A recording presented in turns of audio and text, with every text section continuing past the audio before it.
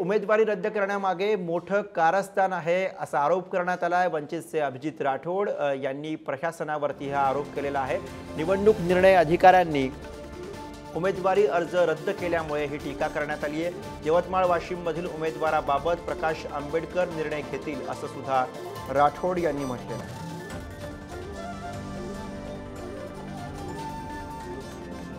निवडणूक अर्ज रद्द झाल्यानंतर राठोड यांचे हे गंभीर आरोप। उमेदवारी रद्द करण्यामागे मोठं कारस्थान आहे असा आरोप राठोड यांनी केला। अभिजित राठोड यांचा हा प्रशासनावर आरोप।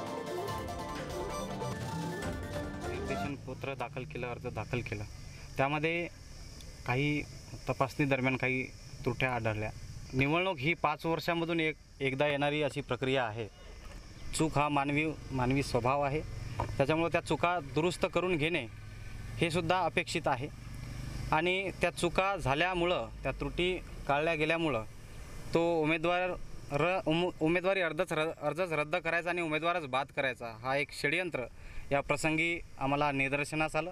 त्यामुळं आम्हाला कुठंतरी पाणी मुरतंय का हे कळलं आणि त्याच दृष्टीने आम्ही माननीय उच्च न्यायालयात धाव घेण्याचा प्रयत्न केला।